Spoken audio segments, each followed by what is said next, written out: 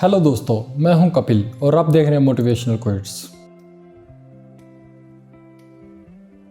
कभी आपने सोचा है कि आपकी कंपनी ग्रो क्यों नहीं कर रही है? अगर आपने नहीं सोचा तो सोचिए, कहीं ऐसा ना हो कि आने वाले कुछ समय में आपको भी अपनी कंपनी बेचने की ज़रूरत पड़े। तो ज़रूर सोचिए, कुछ समय निकाल के आप ज़रूर सोचिए। चलिए हम बात करते हैं उन पॉइंट्स पे। क्या हैं वो पॉइंट्स? नंबर 1, स्टाफ, कर्मचारी। Number 2, supervisor. Number 3, management. और नंबर 4, लेन देन। लेन देन कैसा है? तो चलिए हम पहले पॉइंट से स्टार्ट करते हैं, स्टाफ।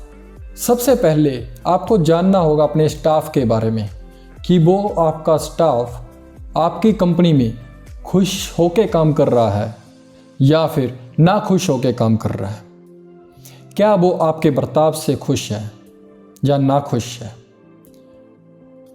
क्या आपके स्टाफ को कोई प्रॉब्लम है जो उसे परेशान कर रही है? तो आपको चाहिए कि आपने अपने स्टाफ को सबसे पहले जानिए। और नंबर 2, हम बात करें सुपरवाइज़र की। क्या सुपरवाइज़र का रवैया अपने स्टाफ के प्रति सही है? अपने स्टाफ के साथ दुर्व्यवहार तो नहीं कर रहा या उन्हें काम के लिए परेशान तो नहीं कर रहा, दबाव तो नहीं बना रहा भाई, दबाव।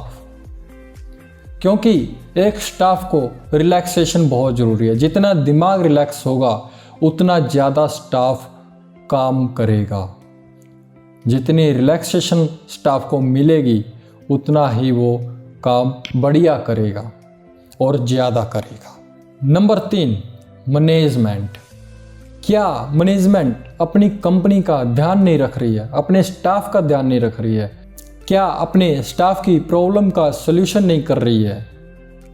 क्या आपका सुपरवाइज़र अपने एम्प्लॉय के साथ फ्रेंडली व्यवहार नहीं कर रहा है? या फिर आप पूरी तरह से अपने सुपरवाइज़र के ऊपर डिपेंड हैं कि वो जो कुछ करेगा वो सही करेगा? चौथा जो लास्ट पॉइंट है वो है लेन देन। क्या आपकी कंपनी या सुपरवाइज़र या मैनेजमेंट अपने कस्टमर के साथ कैसा व्यवहार कर रही है, कैसा लेन देन कर रही है? क्या वो अपने कस्टमर को संतुष्ट कर पा रही है? या फिर आपके सुपरवाइज़र या मैनेजमेंट अपने कस्टमर को लेन देन के लिए परेशान कर रहे हैं, इरिटेट कर रहे हैं? कंपनी एक टीम वर्क से चलती है। अगर कंपनी अपने स्टाफ का ध्यान रखेगी तो स्टाफ भी आपकी कंपनी का ध्यान रखेंगे। अगर आप आपकी कंपनी के स्टाफ को खुश रखेंगे तो आपका स्टाफ भी आपकी कंपनी को खुश होकर काम देगा। कंपनी को चाहिए कि वो अपने एम्प्लॉयज़ को रिलैक्स रखे, माहौल ऐसा हो कि उन्हें काम करने में दिक्कत ना आए, साफ सफाई हो, दबाव ना हो किसी चीज़ का। और जितना दबाव कम होगा उतनी चीज़ अच्छी निकलेगी। एम्प्लॉय, आपका स्टाफ दिल लगा के काम करेगा और आउटपुट भी आपको ज़्यादा देगा।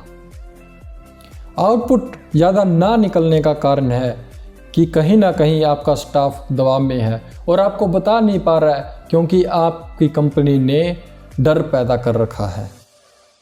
तो उस डर को आप निकालिए।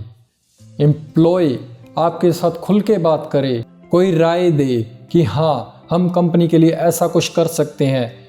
अगर आपको वो बात जायज़ लगती है तो आप उसको तुरंत प्रभाव से उसका हल निकालिए, उस प्रॉब्लम को दूर कीजिए।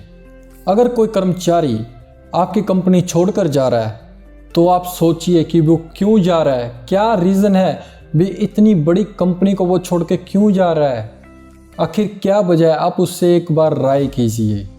अगर उसको कहीं प्रॉब्लम लग रही है तो आप उसका सल्यूशन कीजिए, क्योंकि जितनी ज़्यादा उस स्टाफ को आपकी कंपनी की है उससे अधिक ज़रूरत आपको उस स्टाफ की है। अगर वो स्टाफ आपके लिए दिन रात मेहनत कर रहा है, आपकी कंपनी के लिए बढ़िया काम कर रहा है, तो आपको ऐसे स्टाफ की ज़रूरत है। और कंपनी स्टाफ के बलबूते पे खड़ी होती है। और मैनेजमेंट को भी चाहिए अपने सारे स्टाफ को एकत्रित करके उनके साथ हफ्ते में या 15 दिन में एक बार मीटिंग करे, उनकी समस्याओं को सुने और जो समस्याएं जायज़ हैं उनका सॉल्यूशन किया जाए। ऐसा ना हो कि हाँ समस्याएं सुन ली, 2 महीने निकल गए, 3 महीने निकल गए, उन पे कोई विचार विमर्श नहीं किया, कोई सॉल्यूशन नहीं किया, तो फिर ऐसी समस्याएं सुनने का कोई फ़ायदा नहीं है। आपको अपने कस्टमर से ज़्यादा आपको अपने एम्प्लॉय पे ध्यान रखना होगा, अपने एम्प्लॉय को खुश करना होगा। अगर आपका एम्प्लॉय आपसे खुश है तो वो कस्टमर को भी सेटिस्फाई करेगा और कस्टमर भी जिससे आपके इंक्रीज़ होंगे। तो ये बेहद ज़रूरी बातें हैं जो आपकी कंपनी को ग्रो कर सकती हैं, ऊंचाइयों तक पहुंचा सकती हैं। तो इन पर ध्यान देने की बेहद ज़रूरत है। किसी पे आप प्रेशर मत बनाइए, दबाव मत बनाइए, माहौल ऐसा एक पारिवारिक माहौल पैदा कीजिए कि हाँ आप सब मिलजुल कर रहें और काम को बढ़िया ढंग से करें, तरीके से करें। Thank you.